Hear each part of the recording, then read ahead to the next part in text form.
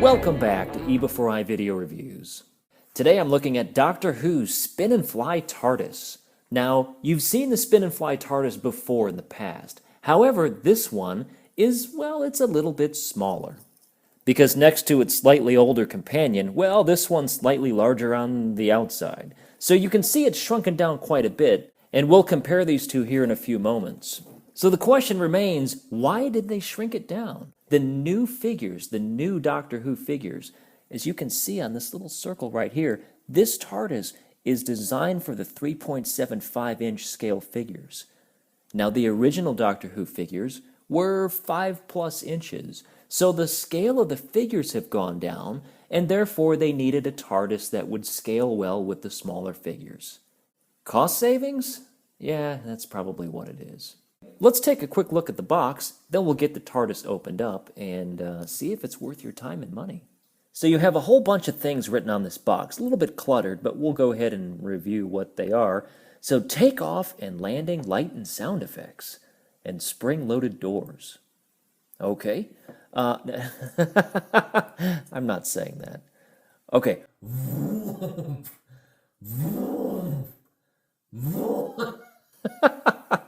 I will never do that again. Never. Let me take another drink, then I might do it one more time. It has spinning flight action when in flight cradle. So don't expect any spinning flight actions if you don't have it in the cradle. We've already mentioned that it's designed for the smaller scale. Doctor Who covered by a big warning. Choking hazard. Small parts not for children under 3 years old. But that says you can be 5+. So if you're 4 years old, yeah, take a chance. You'll be fine. Get your little BBC deal here on the side of the box. I'm not doing this again. I'm not. Where's my beverage? Hold, please.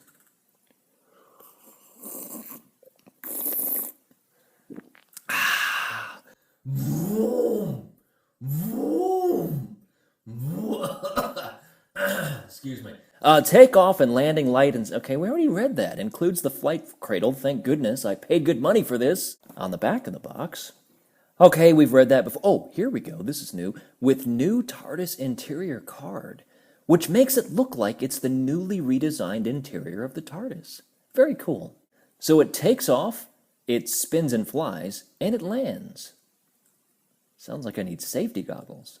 Tells you the contents, a whole bunch of other stickers, a barcode if you want to scan it. On the side of the box, I absolutely am not doing that noise again. Pardon me for one moment.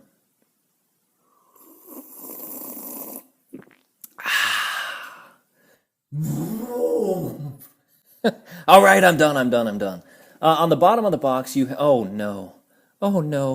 Okay, so you have the little kid with this little hair, and he's 0 to 3, and he's not allowed. So get him out. Like right now. If you are age 0 to 3, and you're watching this on YouTube, then your parents are not very responsible, are they? Anyway, so that was my quick review of the box. Let's go ahead and get this opened up. We'll put some batteries inside of it, put on our safety goggles, and find out how neat this toy really is. Here is the TARDIS unpackaged and out of the box. And if you happen to have no idea who Doctor Who is and never watched the show, and you're wondering why you're looking at a police box on your screen right now, well, quick bit of back history. The TARDIS actually stands for time and relative dimension in space. And what it is, okay, I don't have 25 minutes to explain this. Long story short, the original Doctor from the 60s television show, well, he basically had this machine, the TARDIS, which was his time-traveling machine. He actually stole it on his home planet of Gallifrey. And when he got in the box, its chameleon circuit somehow malfunctioned and it's stuck this way. So it was meant to actually blend in with items during the time that this thing was filmed, which was the 1960s. And so you have a police box, and clever writers decided to continue with the same box throughout the history of Doctor Who. Now, the box is bigger on the inside than it is on the outside. So when you go inside of the TARDIS, it's huge, it's enormous. It's got like 25 levels and a swimming pool and a library and all of that. So that's really all you need to know for the people that got here by accident. And why are you still here? For goodness sakes, go find Selena Gomez. So it comes with this instruction booklet, and basically you have to install batteries. So you are going to need a screwdriver and 3 AAAs, and I'm going to go pause this so I can take care of that right now. First you take the screwdriver, then you twist it just like this. Okay, so right now I've got the TARDIS on its base. This is the way it comes out of the package, and on its base, and it's funny because the box kind of makes it sound like, I mean, it is called the Spin and Fly TARDIS, as you see with the words right here. And it does say, the second thing it did, as I read to you earlier, spinning and flying. But what's interesting is there's a little asterisk right there. And if you look real close, it says, note, does not actually fly. Well, I get that. Does not spin unaided. What? And all images are for illustration purposes only. So basically what they're saying is that the spin and fly aspect of this is you putting your hand up here and spinning it. That's it. There's no motor down here. So take note of that, because I'm not going to say disappointed, but I thought that this thing would be spinning around or something, and it does if I take my hand and twist the top. So that's the spinning and flying that it does. Let's get into the other aspects of this toy.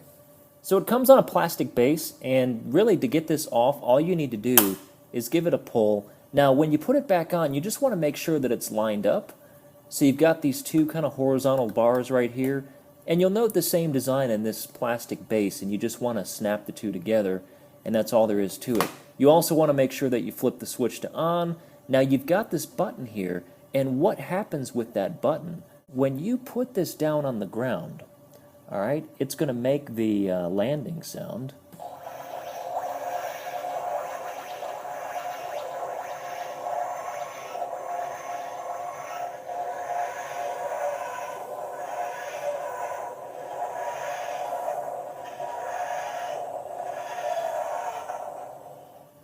When you pick the TARDIS up, the button becomes depressed.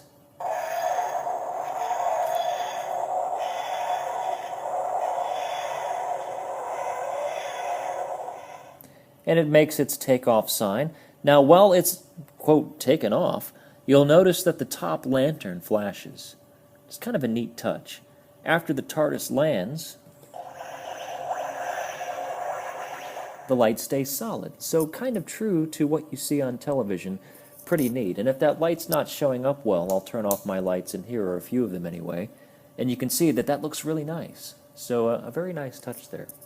Now, the doors do open, and they're spring-loaded. So the directions tell you to open the right door first, and it's on a spring, but it does lock in place. And then you open the left door. Now on my toy, the left door is a little bit touchy, so you got to get it in there just right, and then you're good. Now you'll notice looking inside that it's got the picture of the new console for the TARDIS. So very, very cool, especially if you want something that's up to date, at least at the time of this recording. That's what the TARDIS interior looks like, so kind of neat to have an updated card. To close the doors, you want to start with the left one. Just reach your hand in there, pull it gently, and it'll spring shut on you. Do the same thing with your other hand, and it's shut just like that. Taking a look at the paint, so if you look at the toy up close, it has that kind of wood grain look to it, like the TARDIS would actually be. It's all plastic, but it's a nice touch. It also looks a bit weathered in spots also, and that's by design. Again, this is meant to look like an old flying machine, and very neat that it looks like an old wooden box. On the back of it, you do have the speaker for the sound. This is where I put the batteries in. That's what requires the screwdriver. But all the way around, the paint looks real nice. You've got black paint, white on the windows, the police public call box all the way around on each side, which is pretty neat. And as a nice touch, you also have the front panel exactly as you do on the television show, and we'll take a close look at that in case you've never really paid attention to it. But it says, police telephone, free for use of public, advice and assistance obtainable immediately. Officers and cars respond to all calls, pull to open. On the other side, it says, John Ambulance. Now, clearly by my accent, I was born and raised in Uganda, but I'm not, no, that's not true. But I don't know what the reference is here. So maybe some of my UK friends on YouTube can tell me what that is. I really don't know what that is. So yeah, any assistance would be appreciated. While I have the camera focused up close, if you want to get a better look at the control room, it's on just a curved piece of paper, but it looks kind of cool, and if you have your figures just kind of posed around it or peeping out of the door, it'd be kind of a nice touch.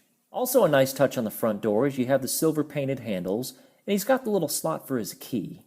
So very, very neat there. One last feature is it has a sleep mode that basically, if it's not used for more than 3 minutes, it will shut off to conserve power.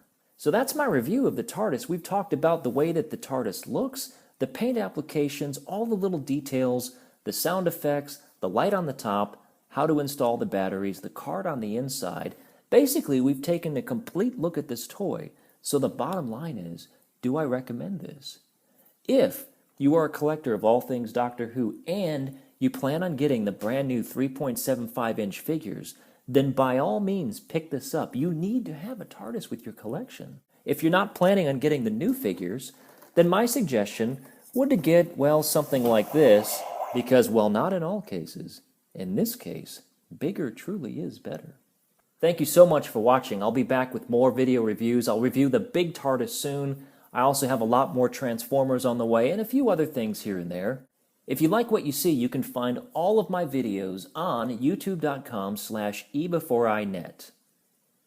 If you're a Facebook stalker or just general user, you can find me on Facebook at facebook.com/eBEFOREi. If you want to tweet me, make sure you're of age, and you can find me at E_before_I. Thanks again for watching. Your support means everything to me. We'll see you again real soon. All right, that was the last time.